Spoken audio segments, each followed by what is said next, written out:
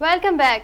Bulletin का बाकायदा आगाज करें और बताएं आपको कि पाकिस्तान मुस्लिम लीग नून और मुस्लिम लीग काफ के दरमियान आइंदा इंतखाबात में मिलकर चलने पर इत्तफाक हो गया है। मुस्लिम लीग नून के कायद और साबिक वज़ीर आज़म नवाज शरीफ ने काफ लीग के सरबराह चौधरी शुजात हुसैन से मुलाकात की, जो कि 40 मिनट तक जारी रही। ज़राए के मुताबिक दोनों रहनुमाओं के दरमियान मुलाकात खुशगवार मूड में हुई है और आइंदा इंतखाबात मिलकर चलने पर इत्तफाक किया गया है, जबकि सीट एडजस्टमेंट के हवाले से तजावीज़ मुरतब करने का भी फैसला किया गया है।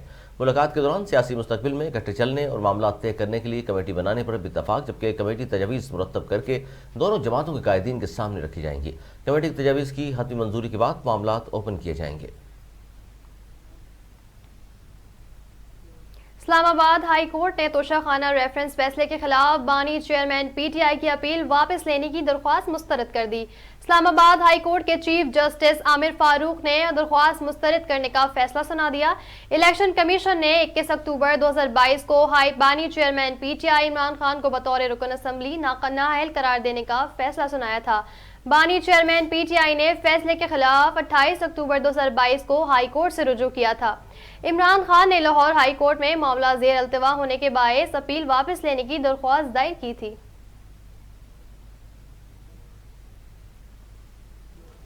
फैसल करीम कुंडी ने आम इंतखाबात के हवाले से चीफ जस्टिस से उम्मीदें बांध दी हैं। कहते हैं कौम को यकीन है चीफ जस्टिस आम इंतखाबात के अमल को यकीनी बनाएंगे। पीपल्स पार्टी के मुखालफिन बिलावल भुट्टो ज़रदारी की मकबूलियत से परेशान हैं। सेक्रेटरी इत्तलात पीपल्स पार्टी फैसल करीम कुंडी ने कहा, अवाम की अदालत के फैसले से खौफजदा लोग इंतखाबात नहीं चाहते। केपी में मौलाना फजल रहमान की हुकूमत है, पता नहीं कौन सा साजगार माहौल चाहते हैं। फैसल करीम कुंडी ने कहा कि पीपल्स पार्टी ने मोहतरमा बेनज़ीर भुट्टो की शहादत के बावजूद इंतखाबात मुलतवी करने की मुखालफत की थी। पीपल्स पार्टी रहनुमा ने बताया कि पीपल्स पार्टी ने 2008, 2013 और 2018 में बारूदी सुरंगों पर चलकर इंतखाबी मुहिम चलाई, जबकि 2013 और 2018 के इंतखाबात में पीपल्स पार्टी ने दहशतगर्दों और उनके हामियों का मुकाबला किया। फैसल करीम कुंडी ने यह भी कहा कि मुल्क संगीन मुश्किलात का शिकार है, जिनसे निकलने का वाहिद रास्ता इंतखाबात है। इलेक्शन कमीशन ने पीटीआई के बानी इमरान खान और साबिक वफाकी वजीर फवाद चौधरी के खिलाफ तौहीन इलेक्शन कमीशन केस के जेल ट्रायल की मंजूरी दे दी।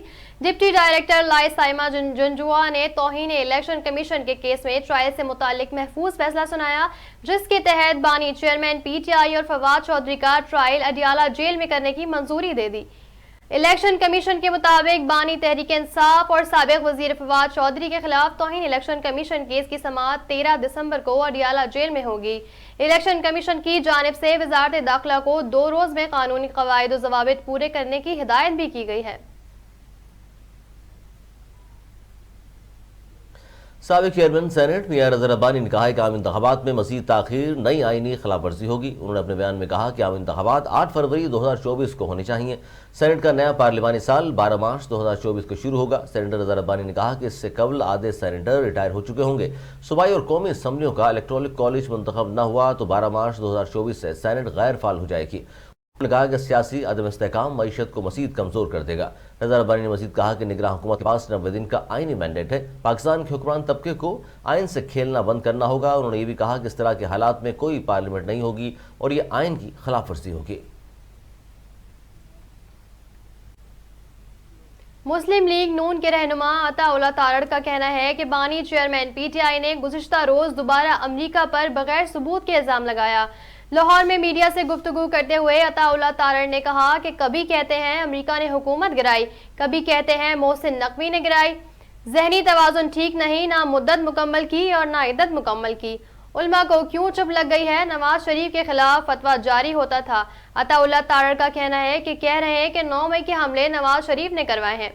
हसन नियाज नवाज शरीफ का भांजा है, शर्म से डूब मरो, जेल जाकर भी झूठ बोले हो।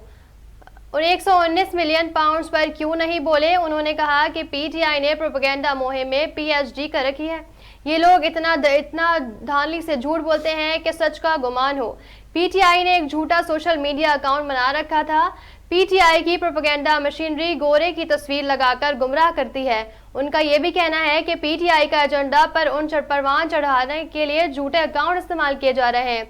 ये अकाउंट पीटीआई के हक में है और नून लीग के खिलाफ प्रोपेगेंडा करते हैं। पाकिस्तान पीपल्स पार्टी के रहनुमा आजिज धामरा ने कहा है कि नून लीग के कई सियासतदान हमसे राब्ते में हैं। उनके नाम नहीं लूंगा। कराची प्रेस क्लब में न्यूज़ कॉन्फ्रेंस करते हुए आजिज धामरा ने कहा پیپلز پارٹی الیکشن سے متعلق سرگرمیاں شروع کر چکی ہے۔ پیپلز پارٹی کی مختلف ڈویژن کے اجلاس ہوں گے۔ انہوں نے کہا کہ ان دنوں سب سے متحرک پیپلز پارٹی نظر آ رہی ہے۔ دیگر پارٹیاں اتحادی ڈھونڈنے اور روٹوں کو بنا رہی ہیں۔ کچھ لوگ حلقہ بندیوں کو بہانہ بنا کر الیکشن سے بھاگنے کی تیاری کر رہے ہیں۔ آج ذامرہ نے کہا کہ شہری علاقوں کے باشعور عوام سمجھ چکے ہیں، اپنی ناکامی چھپانے کے لیے پیپلز پارٹی پر الزام نہ لگائیں۔ اگر کسی کے اشارے پر کسی نے سیاست کی تو اس کی اجازت نہیں دیں گے۔ پی پی رہنما نے کہا کہ بشیر میمن صاحب، ابھی آپ اناڑی ہیں، گاڑی دیکھ کر چلائیں۔ اگر آپ ہماری لیڈرشپ پر بات کریں گے تو ہم مریم نواز اور نواز شریف پر بات کریں گے۔ آپ دانیہ عزیز، مفتاح اسماعیل سمیت دیگر لوگوں کو راضی کریں، پھر بات کریں۔ ان کا یہ بھی کہا کہ الیکشن کا ماحول بن گیا ہے لیکن انتخابات کا شیڈول نہیں آیا۔ اب تک شیڈول کے نہ آنے سے معاملات عدالت جا سکتے ہیں۔ اے ڈی بی نے پاکستان کے لیے 75 کروڑ 88 لاکھ ڈالر کی قرض کی منظوری دے دی۔ اے ڈی بی کے مطابق یہ رقم 3 مختلف منصوبوں پر خرچ کی جائے گی، جبکہ فنڈز کی فراہمی کا مقصد پائیدار معاشی ترقی کی ہدف کا حصول ہے۔ ایشیائی ترقیاتی بینک کے مطابق فنڈز مقامی وسائل بڑھانے اور سیلاب سے تباہ حال اسکولوں کی بحالی پر خرچ ہوں گے۔ فنڈ سے غذائی تحفظ کے لیے زرعی پیداوار میں بھی اضافہ کیا جا سکے گا اور پاکستان کو حالیہ تباہ کن سیلاب سے پیدا بحران سے نکلنے میں مدد ملے گی۔ اعلامیہ کے مطابق اے جی بی کا مقصد پاکستان کی معاشی صورتحال میں بہتری اور عوام کا معیار زندگی بہتر بنانا ہے۔ اس میں سے 30 کروڑ ڈالر مقامی وسائل بڑھانے کے لیے پالیسی اصلاحات پر خرچ کیے جائیں گے۔ اے جی بی کے مطابق پروگرام کا مقصد ٹیکس انتظامی امور، اخراجات مینجمنٹ، سرمایہ کاری میں بہتری لانا ہے۔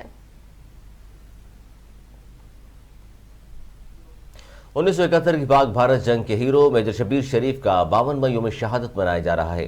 آئی ایس پی آر کے مطابق 71 کی جنگ کے ہیرو میجر شبیر شریف کو افواج Pakistan, chairman joint chief of staff committee اور سروسز چیف کی جانب سے خراج عقیدت پیش کیا گیا۔ آئی ایس پی آر کا کہنا ہے کہ میجر شبیر شہید نے سلمان کی ہیڈورس کے قریب 43 بھارتی فوجیوں کو ہلاک اور 4 ٹینکوں کو تباہ کیا۔ اس کے علاوہ شہید میجر شبیر شریف نے اپنے ساتھیوں کے ساتھ مل کر دشمن کے 2 بٹالین کے جوابی حملے پسپا کیے۔ آئی ایس پی آر کا کہنا ہے کہ پوری قوم کو اپنے بہادر سپوتوں پر فخر ہے۔ اسرائیل کے غزہ اور خان یونس میں مہاجر کیمپوں پر حملوں کے دوران مزید 110 فلسطینی شہید ہو گئے۔ عرب میڈیا کے مطابق اسرائیلی جنگی طیاروں نے خان یونس، پریچ کیمپ پر، دیر البلاء اور نصیرات میں پناہ گزین کیمپوں پر بمباری کی۔ اسرائیلی بمباری سے وسطی غزہ میں کم از کم 45 فلسطینیوں کو گزشتہ روز شہید کر دیا گیا۔ دیر البلاء کے علاقے میں اسرائیلی جنگی طیاروں نے فلسطینیوں کے گھروں کو نشانہ بنا کر بمباری کی۔ فلسطینی وزارت صحت نے کم از کم 45 فلسطینیوں کی شہادت کی تصدیق کر دی ہے۔ غزہ پر اسرائیل کے 2 ماہ سے جاری حملوں میں 7,000 بچوں سمیت شہید فلسطینیوں کی تعداد 17,000 کے قریب پہنچ گئی، جبکہ 43,000 سے زیادہ زخمی ہیں۔ غزہ میں اسرائیلی فورسز کے مسلسل بمباری سے کھنڈر بن جانے والی رہائشی عمارتوں کے ملبے تلے دبے ہوئے شہریوں کی تعداد 7,000 سے زائد ہے۔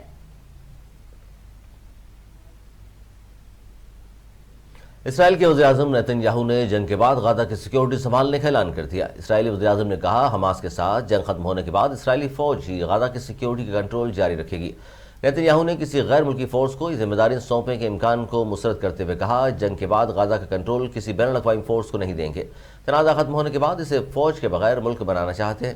نیتن یاہو نے مزید کہا، غزہ کو عسکریت سے پاک کرنے کے لیے صرف ایک ہی فوج یہ کارروائی دیکھ سکتی ہے اور وہ اسرائیلی فوج ہے۔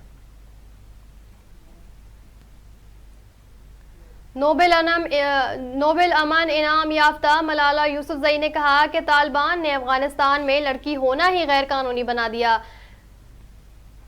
نیشنل میڈیا سے رپورٹ کے مطابق موقع پر بانسری میں خطاب کرتے ہوئے ملالہ یوسفزئی نے کہا کہ 2 سال پہلے تک افغانستان میں عورتیں کام کرتی تھیں، وزارتوں پر بھی فائز تھیں، کرکٹ اور فٹ بال کھیلتی تھیں، بچیاں اسکول جاتی تھیں، سب کچھ بہترین نہ ہونے کے باوجود پیش رفت ہو رہی تھی۔ ملالہ نے کہا، طالبان نے قبضہ کرتے ہی خواتین کے حقوق سلب کر لیے، غلط تصورات کی بنیاد پر لڑکیوں کو اعلیٰ تعلیم تک سے روک دیا ہے۔ انہوں نے عالمی برادری سے مطالبہ کرتے ہوئے کہا کہ عالمی برادری طالبان حکومت کو نسلی عصبیت کا مرتکب قرار دے۔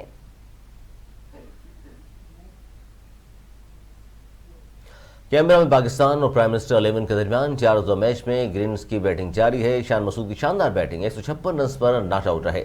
اور پاکستان نے پہلے دن کھیل کے اختتام پر 6 وکٹوں کے نقصان پر 324 رنز بنا لیے ہیں۔